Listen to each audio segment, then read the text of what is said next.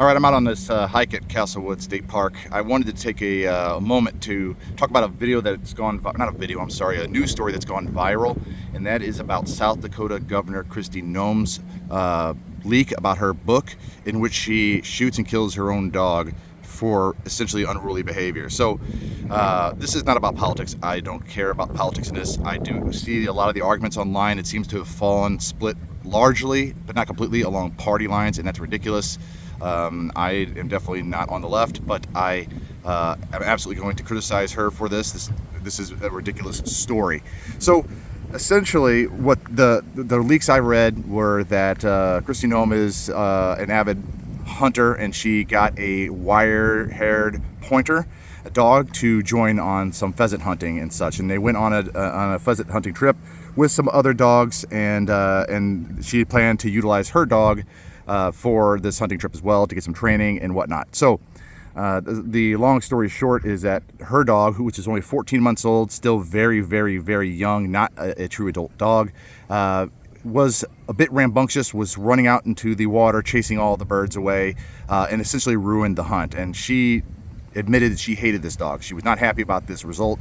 This dog really annoyed her, and she felt it was completely unruly. And then on the way home, at some point, the dog gets out and goes into a neighboring family's farm and starts killing their ducks.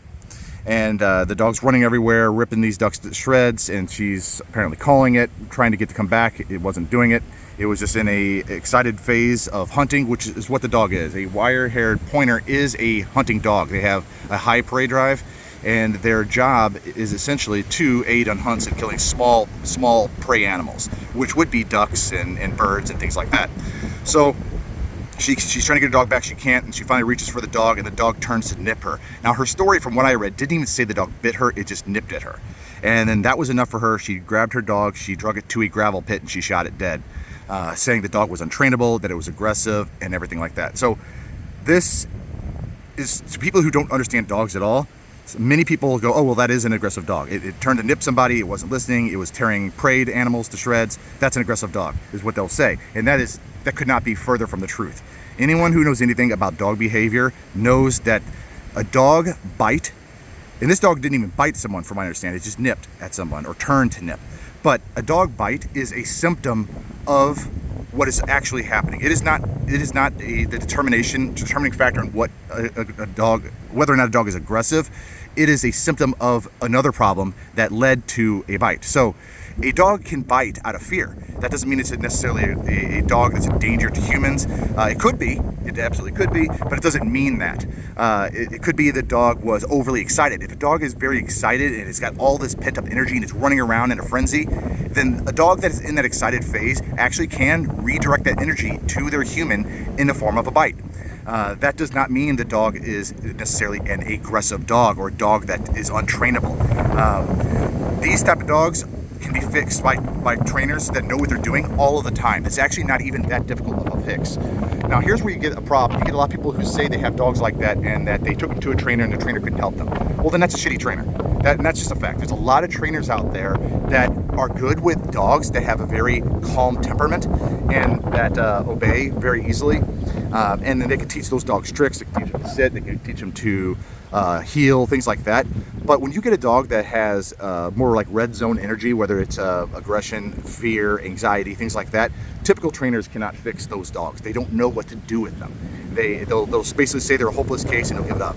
But I've seen countless times where such dogs that have that have had that reputation from certain trainers go to a trainer that is a dog behavioralist, a trainer that understands dog psychology, and they find out what is the driving cause behind that energy and that mindset of that dog, and they can harness that and change the dog's energy and their state of mind. So the problem with this story is that she wrongfully concluded that it was the dog's problem, that the dog was untrainable, and that the dog was aggressive. Now, obviously we weren't there, we didn't see the dog, but just from her own words, that her story about this dog is twofold. One, it's a dog with a very, very high prey drive that's young. The fact that it's chasing and killing ducks is not the problem. That is actually very normal and typical behavior for a dog of that breed. And the problem was that she did not have proper control over that dog, which was evidenced by the fact that she couldn't get it under control. She was calling it, she was reaching for it. She had no control over that dog. That right there is the dead giveaway. She says it right there in her story of her lack of control of that dog and her inability to rein that dog in. So that was the fault of the human there. The other is very telling in her story is the dog's excitement. The excitement level of that dog, in her own words, hey, here, hold on a second. Sit down.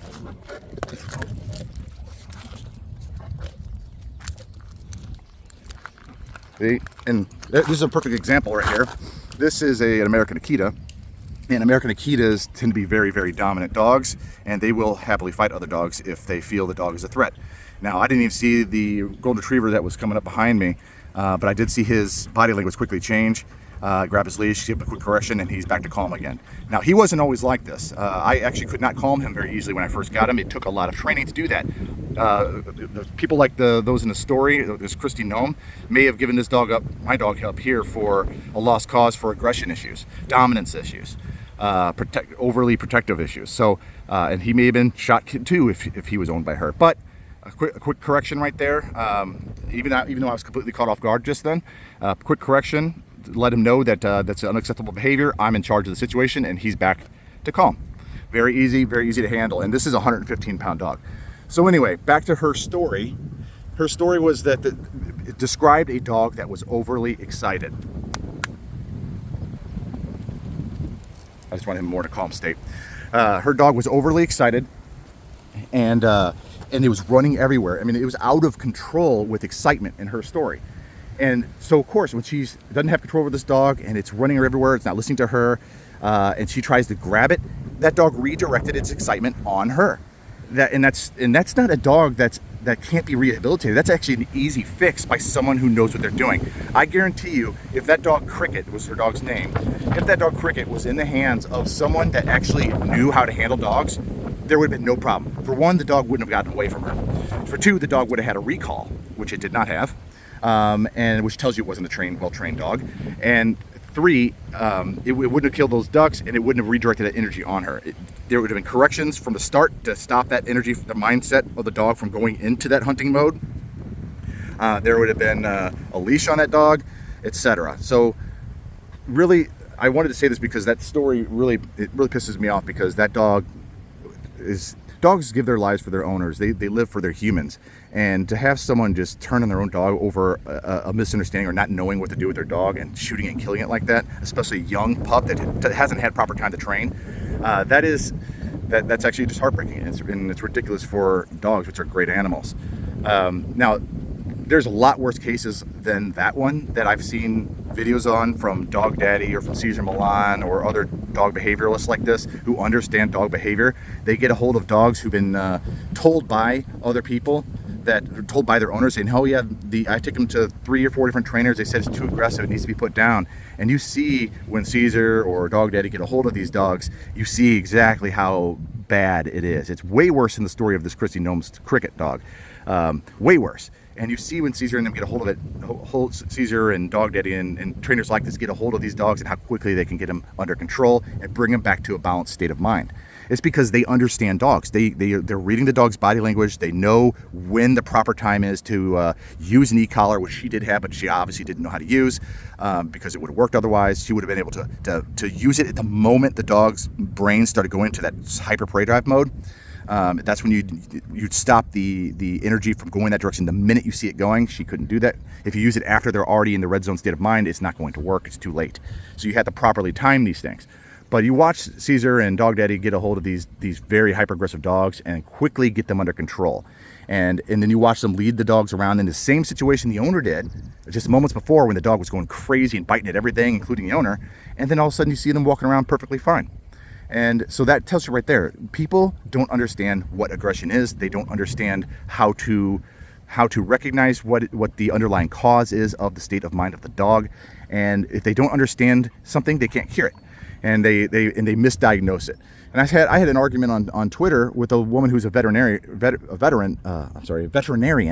And she was like, oh, I've seen dogs over 25 years. Dogs like this have to be put down. It's like, well, then you don't know what you're talking about. Just because you are a vet and you work on the medicine area, the medical area of a dog, doesn't mean you understand dog psychology. You don't understand dog behavior.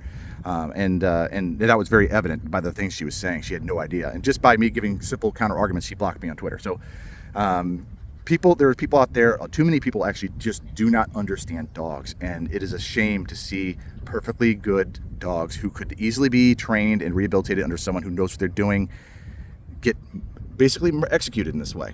And that story really pissed me off, and I saw a lot of people backing her on this, and to me that just looks like tribalism. It looks like people saying, oh, this person's on my team, so I'm going to defend them. Or maybe their own family has treated dogs like this in the past because they didn't know better, and so they either got rid of their dog or executed their dog in a similar fashion. And that's just sad, because those dogs, they're basically saying, I can't help this dog, or this is a better alternative to helping this dog, and that's just not true. It is absolutely not true. These dogs can be helped, they can be guided. They're actually much easier to train than humans are. And you get a dog in the right hands, and you're going to make a balanced dog out of one that's even out of control. So long story short, she didn't like the dog. It ruined her hunting trip. Then it got loose.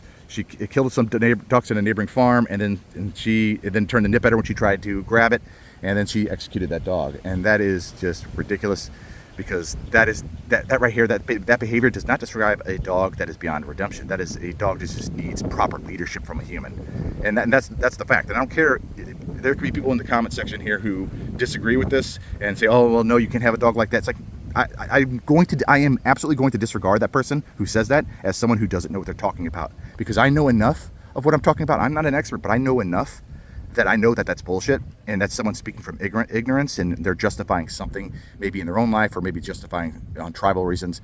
So the fact of the matter is, that dog should not have been executed. If anything, it should have been rehomed, given to someone who actually could be a proper leader for that dog, and that's it. Working dogs like this require more direction, because they are a working dog. They're bred for purpose. And they're not like lap dogs. Like most dogs that are purchased these days are just lap dogs. They're more instinctually just calm and obedient and things like that. But if you get a dog that's bred for purpose, you're going to get a dog that's going to need some direction. It's going to need a lot of exercise. It's going to need a lot of boundaries and limitations. It's going to need a strong guiding human. And that's it. You do that, and that dog would be perfectly balanced. I guarantee it. Anyway, that's my thoughts on that whole case, and I thought it was pretty disgusting. I'm not saying that people who do this are beyond redemption, but I will say that they made an ignorant decision that cost a perfectly good animal its life. And whether or not they can accept that guilt and change, or whether they have to argue back and try to defend those actions, that's up to them. The fact is that dog should not have been executed. Anyway, that's what I had to say about the Kristi Noem cricket situation.